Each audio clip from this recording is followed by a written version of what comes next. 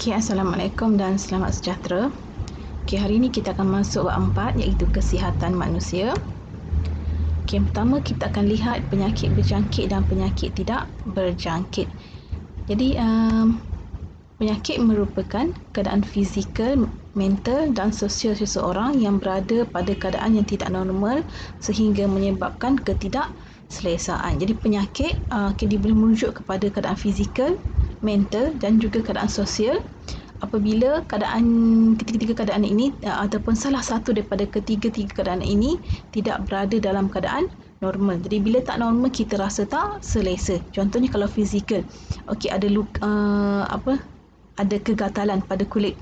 Okey, jadi itu kita katakan ada penyakit sebab kulit kita selalunya tak ada rasa gatal-gatal. Jadi bila ada gatal menyebabkan ketidakselesaan, jadi ini kita kata penyakit. Jadi penyakit ini perlu didiagnoslah supaya kita dapat ubati. Okey, jadi mental juga, jika mental tidak berada dalam keadaan normal juga kita panggil penyakit. Okey, juga sosial. Contohnya dia tak pandai bersosial. Okey, ada penyakit. Okey, ada penyakit atau macam-macam lah. Jadi dalam ketiga-tiga keadaan ni, kalau salah satunya tidak berada dalam keadaan normal, kita panggil penyakit. Orang tersebut akan ada penyakit. Okey, penyakit kita bahagikan kepada penyakit berjangkit dan juga penyakit tidak berjangkit. Okey, kalau penyakit berjangkit, dia disebabkan oleh jangkitan patogen. Okey, disebabkan oleh jangkitan patogen. Okey, penyakit jangkit boleh berpindah dari seorang individu ke individu yang lain. Okey, dia boleh berjangkit. Okey, bila berjangkit tu patogen boleh menyebarkan penyakit dan juga individu yang mengidap juga boleh menjangkiti orang lain. Jadi contohnya adalah batuk, selsema, okey, konjaktivitis, okey, cacar air, demam kolera, demam denggi, okey, sekarang COVID. Okey, jadi ini adalah penyakit berjangkit. Okey, bagi penyakit tidak berjangkit, okey, disebabkan oleh faktor gaya hidup dan juga faktor genetik, ia tidak berjangkit. Jadi untuk faktor genetik mungkin diwarisi dan mungkin juga tidak diwarisi. Jadi untuk penyakit tidak berjangkit, dia tidak berpindah dari seorang individu ke individu yang lain. Dia tidak berpindah. Okey, contohnya adalah asma. Okey, asma tak berjangkit. Okey, kanser, serangan jantung, diabetes, strok dan juga kegagalan buah pinggang. Okey, macam kanser gaya hidup kita. Okey, serangan jantung juga boleh juga disebabkan oleh gaya hidup. Okey, dan sebagainya. Okey. Jadi ini adalah penyakit berjangkit dan juga penyakit tidak berjangkit. Nota salin ya. Daripada sini salin nota, ini juga salin nota. Okey, kita lihat dulu penyakit berjangkit. Jadi bagaimana penyakit berjangkit boleh disebarkan? Okey, kalau yang ini kamu kenal kan? Ini semua kenal. Ini semua kenal ni. Apa virus apa ni?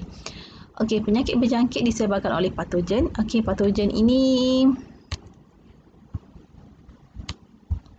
patogen ialah mikroorganisma yang menyebabkan penyakit. Contohnya adalah bakteria, virus, kulat dan protozoa dan cacing. Ini adalah patogen. Kita panggil patogen. Virus juga patogen. Okey, bakteria semua ini adalah patogen. Jadi penyakit berjangkit disebarkan oleh patogen. Okey, patogen dipindahkan dari seorang mangsa ke mangsa yang lain melalui vektor dan juga medium seperti air, udara dan sentuhan. Jadi vektor ini contohnya adalah tikus, lalat, nyamuk. Okey, itu vektor. Jadi medium seperti air, udara dan juga sentuhan. Jadi patogen ini yang menyebabkan penyakit boleh dipindahkan melalui vektor dan juga medium-medium lain. Okey. Kita lihat penyakit bawaan air. Okey, penyakit berjangkit ini kita boleh kelaskan kepada penyakit bawaan air dan juga penyakit bawaan udara. Okey, kita lihat penyakit bawaan air. Okey, penyakit bawaan air. Jadi penyakit bawaan air disebabkan oleh penggunaan air yang tercemar. Okey, contohnya kolera. Jadi kolera ini dalam kata lain penyakit taun. Okey, bila air tercemar dia akan membawa patogen ataupun penyakit. Okey, antara punca-punca yang boleh menyebabkan air tercemar adalah bahan kimia. Okey, bahan kimia daripada aktiviti pertanian lah. Bila tanah memerlukan nitrat. Jadi kalau kita nitrat ini daripada baja, okey, boleh menyebabkan akan melarut dalam, bila hujan akan melarut dalam air dan mengalir ke sungai. Jadi selalunya bila berlakunya pencemaran boleh menyebabkan macam-macam penyakit lah. Okey, daripada industri juga ada besi. Okey, ada besi yang boleh mencemarkan air. Okey, dan lagi satu daripada najis manusia. Jadi kita tahu bahawa dalam najis manusia ini ada banyak sangat bakteria. Okey, bakteria, virus dan sebagainya. Jadi bila contohnya adalah bila penyakit kolera. Okey, penyakit kolera ini akan muncul apabila berlakunya banjir. Jadi bila banjir, okey, air akan naik dan air kumbahan akan bercampur. Okey, akan bercampur dan mungkin akan mencemarkan air minuman. Okey, jadi boleh menyebabkan kolera. Selalunya kalau banjir mesti ada taun. Okey, jadi contoh penyakit bawaan air adalah disenteri, kolera, demam kepialu dan juga polio. Okey, jadi inilah antara penyakit bawaan air. Okey, bagaimana kita nak cegah penyakit bawaan air? Yang pertama, kita mesti uruskan sampah dengan baik. Okey, sampah yang kita nak buang, kita ikat dan masukkan ke dalam tong sampah. Jangan kita buang sampah merata-rata. Okey, kemudian air yang kita nak minum kena masak dengan sempurna. Sama juga dengan makanan, kena masak dengan sempurna. Tak boleh makan benda yang separuh masak, mesti masak dengan sempurna. Okey, contohnya suka makan telur yang masak separuh, itu tak elok sebenarnya. Walaupun sedap tapi tak elok. Makanan tak dimasak sepenuhnya. Jadi bila tak dimasak sepenuhnya, bakteria yang ada dalam makanan dan air itu tidak mati. Okey, bina tandas dengan sanitasi yang baik. Okey, sekarang kebanyakan rumah dah ada tandas, tak ada lagi dah. Jarang kita jumpa yang buang air besar juga air kecil dalam sungai ataupun di tepi-tepi semak dan sebagainya. Okey, sebab kita nak jagalah kualiti kesihatan kita. Okey, jadi sebelum makan mesti amalkan basuh tangan. Okey, sebab tangan kita menyentuh semua permukaan, menyentuh apa sahaja. Jadi tangan kita membawa banyak patogen. Jadi kita kena basuh tangan sebelum makan, walaupun kamu makan guna sudu. Okey, sebab guna sudu itu sudu, garfu dan sebagainya boleh tercemar bila tangan kita kotor dan boleh mencemarkan makanan yang kita makan. Jadi walaupun guna sudu garfu, kamu masih juga perlu basuh tangan untuk memastikan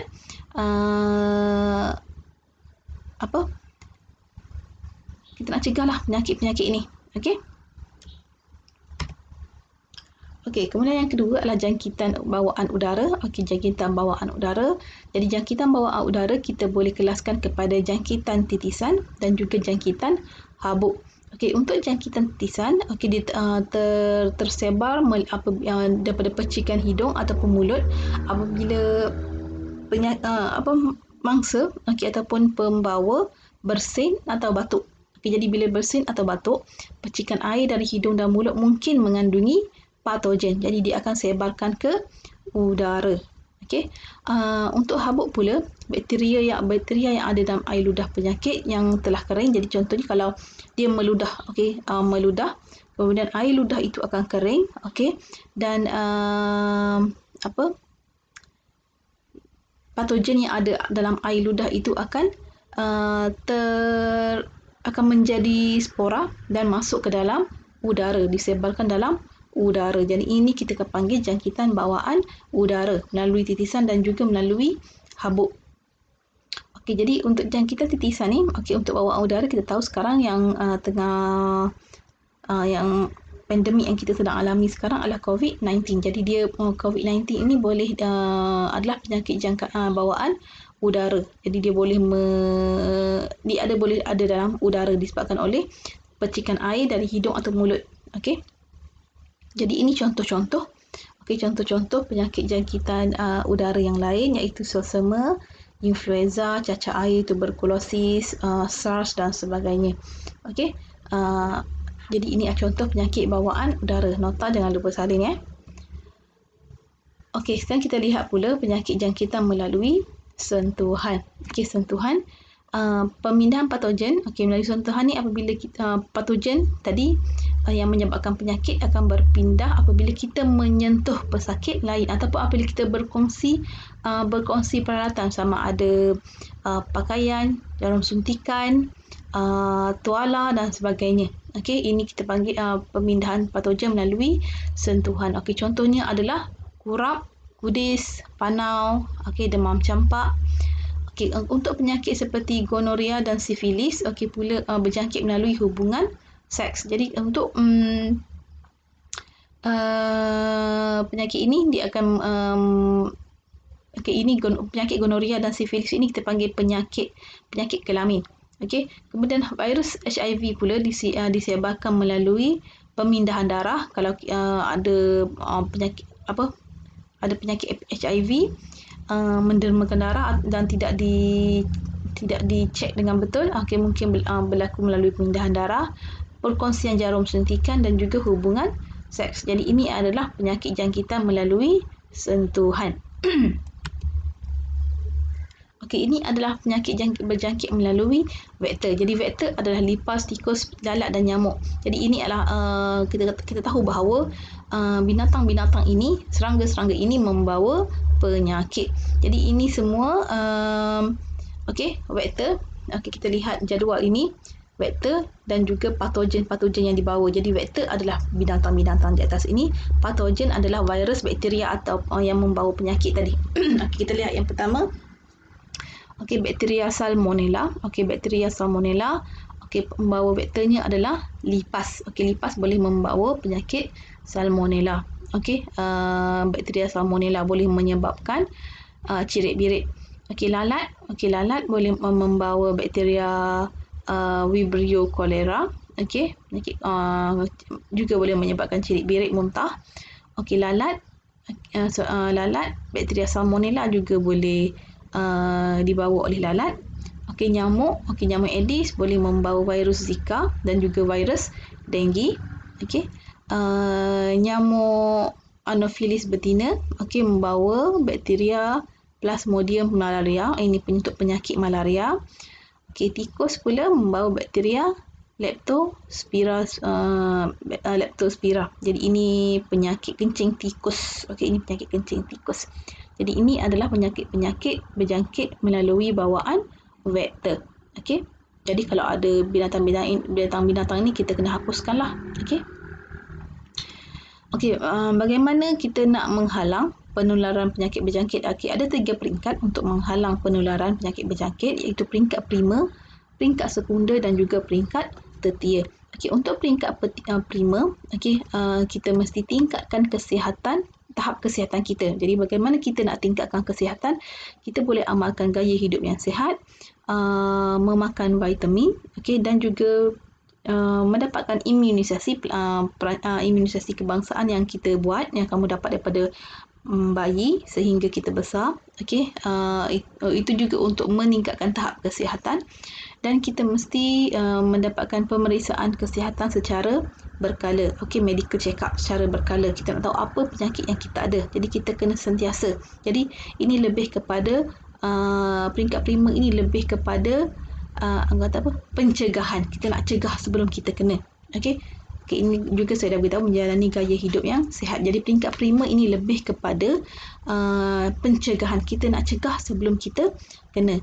Untuk peringkat sekunder, apabila dah kena. Bila dah kena, kita halang jangkitan penyakit secara aktif dan pasif, iaitu kita berikan rawatan.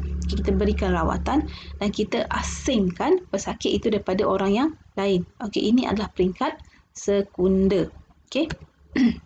Untuk peringkat tertia, lebih kepada pemusnahan vektor. Jadi kita kawal pembiakan vektor dengan memusnahkan tempat hidupan, tempat yang vektor tadi suka tinggal. Kita bunuh vektor melalui semburan. Kita kenakan tindakan undang-undang bagi penjual makanan yang menjual makanan yang kotor. Ini contohnya kalau premis makanan tersebut tidak bersih. Kita akan kenakan tindakan undang-undang. Ini semburan selalunya untuk nyamuk Aedes kan. Okey, untuk nyamuk Aedes, okey, kita semburan. Untuk mengawal bayaran vektor dengan memusnahkan tempat perlindungan. Okey, ini juga contohnya air yang bertakung, air bersih yang bertakung boleh menyebabkan nyamuk bertelur. Jadi kita buang air yang bertakung. Dan sampah, okey, sampah kita tahu lipas tikus sukakan sampah, jadi kita kena ikat sampah dengan betul, buang ke dalam tong sampah supaya tikus dan juga lipas tak ada tempat untuk bersembunyi. Okey, jadi itu saja untuk penyakit berjangkit dan penyakit tidak berjangkit.